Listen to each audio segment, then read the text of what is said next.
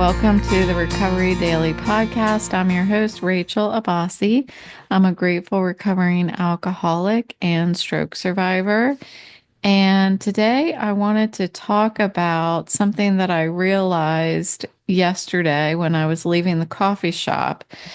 And that is that my vision issue, my visual deficit, I can't think of the words, um, are really putting me more at risk than I recognize, than I'm willing to admit when it comes to something like crossing a sidewalk.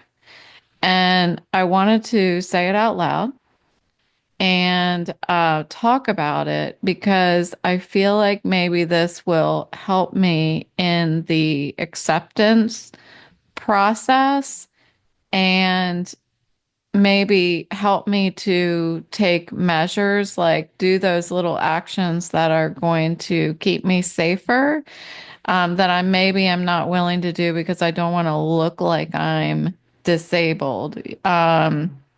So what I talked about yesterday was maybe if I have time, I'll look at building a framework for forgiveness. And I thought, because I kind of go by the seat of my pants here and talk about the things that are really on my mind, that instead I shifted over to building a framework for acceptance.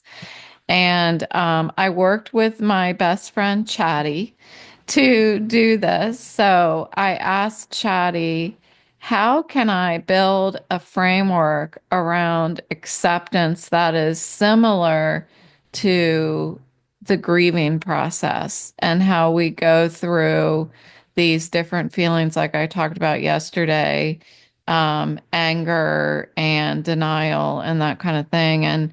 And because I feel like there's so many emotional processes that we go through that are very similar to the grieving process. It's just not something that we talk about. We summarize it into, well, you need to accept it.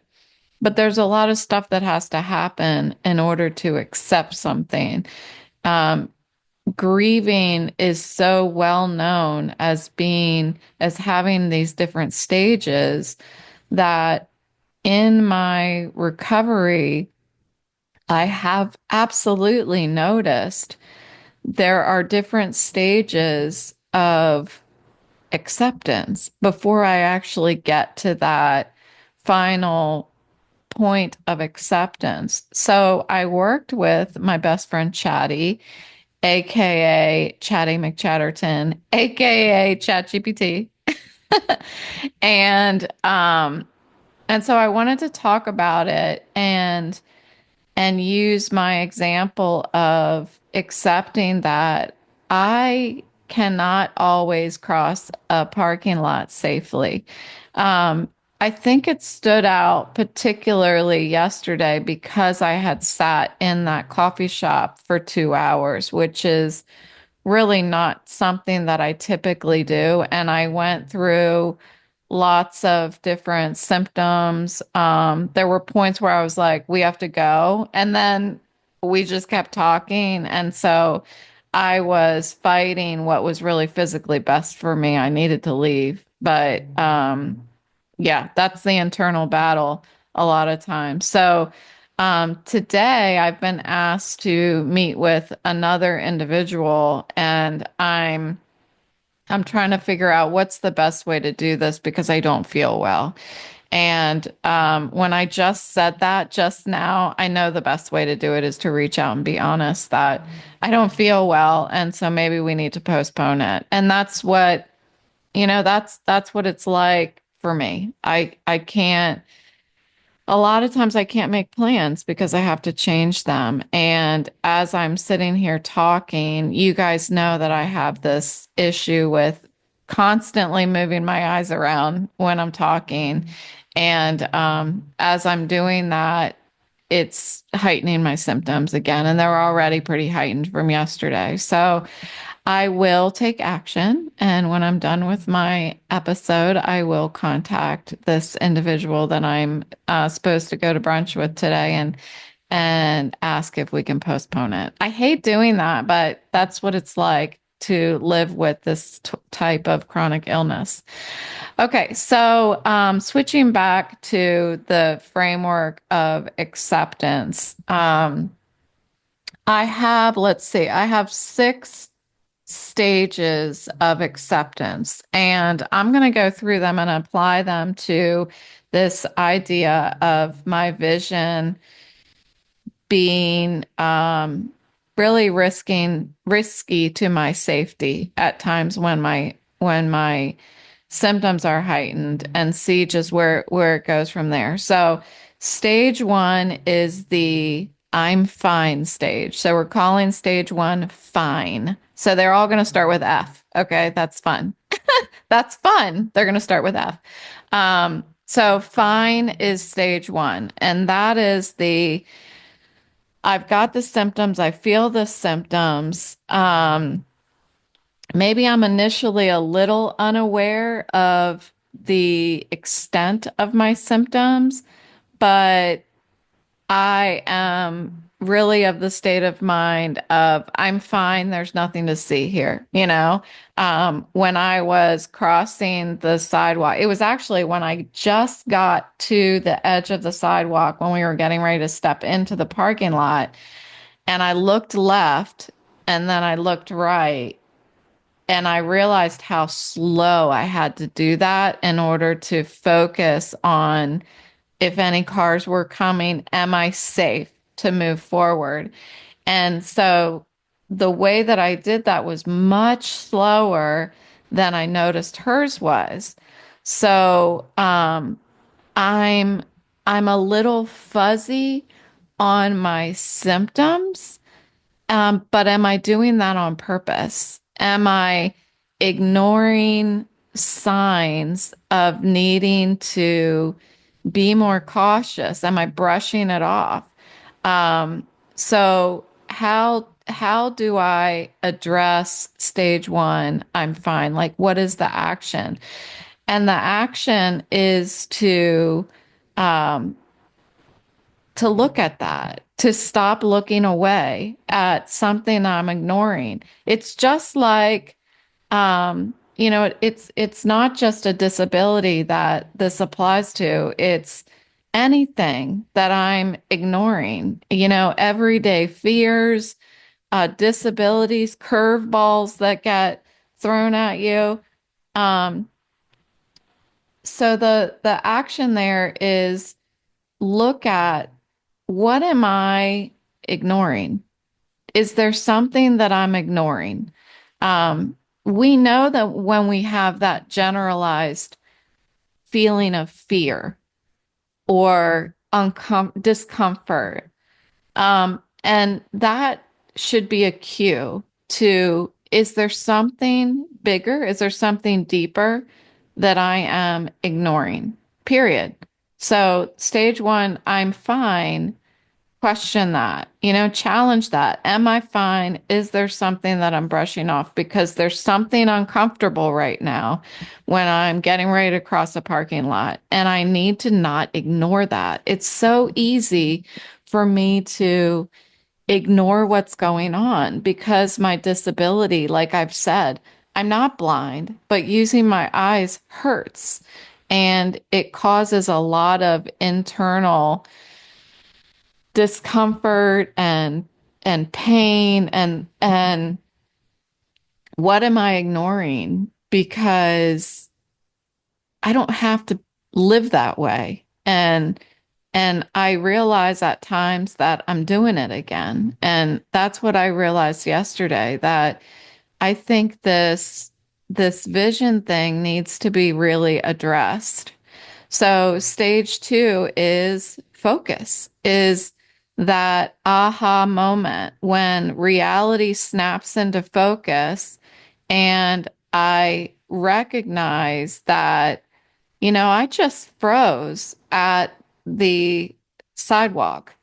Um, I recognized in that snap moment that I have a vision disorder and it is more serious than I have owned up to. And so, what is at stake? That's the key question. My safety.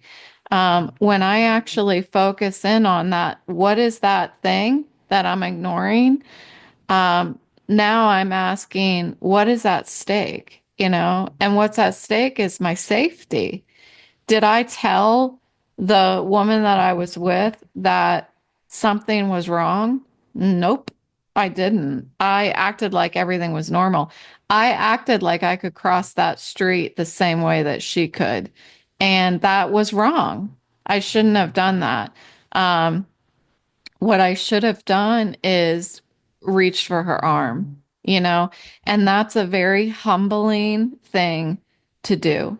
And it doesn't seem like it. How often do we do things and we reach for somebody, for any reason? We reach for somebody and it doesn't feel humbling. You're just reaching for somebody for help. Well, for some reason, it is humbling for me to reach for somebody when I'm crossing the street. And I've even walked up to get my nails done. And I've talked about that, going to the crosswalk and standing there and waiting for the light to turn. And I stand there and I look left and I make sure everybody has stopped moving. There's no bicycles. And then I have to look right and do the same thing. Um, is there something at stake there? Yeah. I don't know that is safe for me to be doing. But I'm doing it anyway because I want to be like everybody else. So that's the action is for that one. I need to tell somebody what's going on.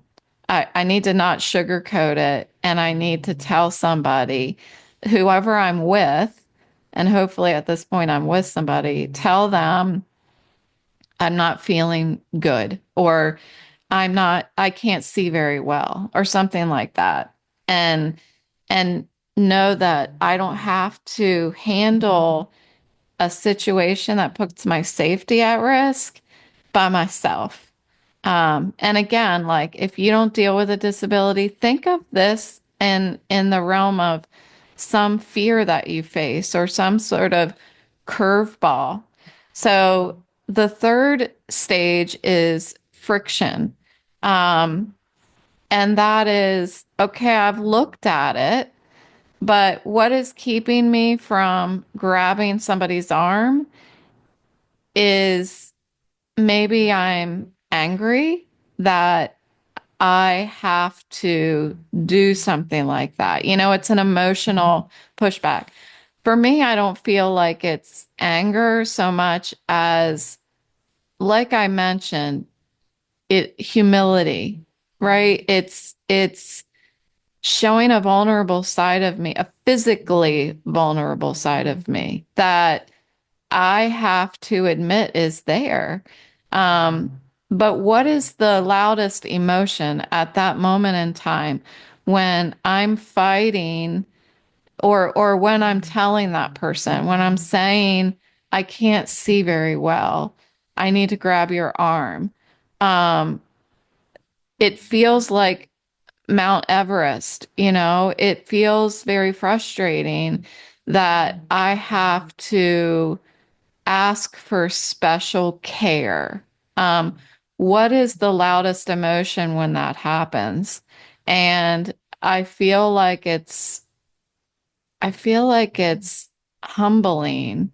It's almost it's on the verge of embarrassing, and I don't know why that such a drastic emotion is elicited from that experience, but that's what it is. And so when I reach that stage of emotional pushback or friction that's keeping me from taking the action that's going to keep me safe, I need to identify what that emotion is. What's the loudest emotion and say it, give it a name. I have said that over the past couple years that we've been coming here. Um, when I feel an emotion, the best way that I can deal with that emotion is if I give it a name and I actually say what it is and make sure that I'm looking at the tertiary emotion and then drawing a line back to the secondary and primary emotion that's correlated with that. So, yeah, so the third stage is really internal. It's about looking internally and figuring out what is the battle going on inside of me. So the fourth stage of this framework of acceptance is the core, and that's called framework. So this is where I'm looking at the facts. I'm looking at the fact that I am disabled. I have been acknowledged as disabled by Social Security, by my long-term disability, by all of my doctors, the experts in Washington, D.C. All of these people have acknowledged and confirmed that I am disabled. And yet I am internally having an emotional pushback. It almost feels like insanity, right? That I am acknowledged by all of these medical experts that I have this disorder that is painful, it's chronic, and it puts my safety at risk. I've even got a disability, it's not disability, handicap placard from the DMV. Like all of these systems that are in place, the resources that are in place around us, for people like me, have been giving to me, have acknowledged what's going on. And yet I still have that shit going on between my ears. It's quite fascinating, honestly, to sit down and think about this to this extent. And I'm really glad that this is the topic that I chose today. So, gathering the framework part, the core phase of acceptance is looking at the facts, looking at the options for making a plan, like decide on, are there mobility aids? Is there some sort of do I need to make a commitment to always cross the street with somebody? What resources do I have available to me outside of all these medical experts that have confirmed my disability? What resources are now available to turn this fear, to turn this acknowledgement, to turn this putting my safety at stake into a to-do list. Um, and so the action is to schedule at least one concrete uh, method, or I can't think of the word, technique, whatever, to take a step forward into making sure that I'm no longer risking my safety when I cross the street. And that could mean when you are when you're on the edge of a sidewalk, you need to be holding on to somebody. And it's not because I can't stand up straight. It's because I do not have the ability to to refocus as quickly as somebody else would be able to. It's kind of like what I was just thinking of. It reminds me of drunk driving. We don't have the reactions that happen as quickly as when we're sober. And so, me crossing the street with this disability, I don't have quick reactions. If something went awry when I was crossing the street, I would get hit, I would get hit. So, yeah, this is good that I'm saying all of this out loud. So, the fifth stage, the fifth step, whatever you want to call these, of the framework is called flex. And this is where we're going to practice and we're going to adapt. So, continuing, and I don't get to leave the house very often, but when I do, it's it's allowing myself to have repeated micro exposures to the situation and taking that action.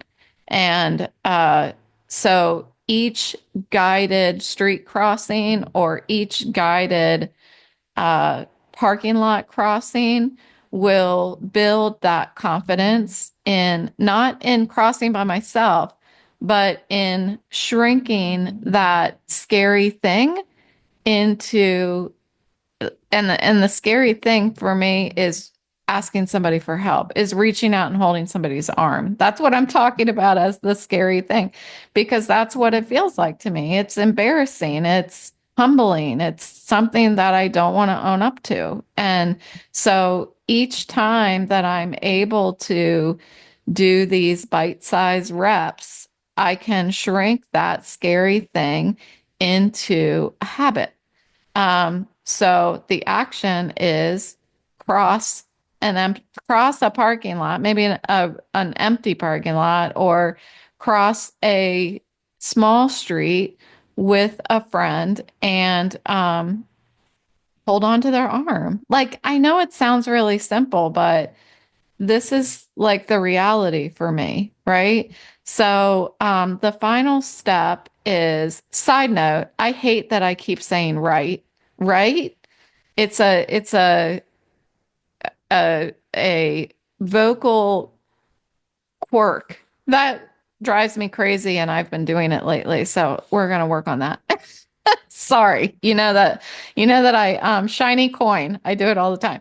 Okay, so the sixth step or stage in this framework of acceptance is flow. So that is when this new normal sets in. It's shrinking the fear into caution, into a um, a safe and familiar and comfortable caution rather than a fear.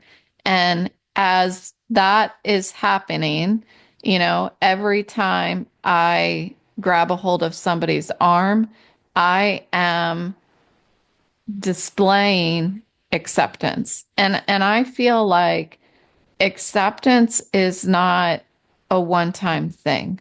I don't think that when I acknowledged that I was an alcoholic, that wasn't it. I didn't just accept that I was an alcoholic. I had to practice acceptance every day. I still practice acceptance every day that I'm an alcoholic.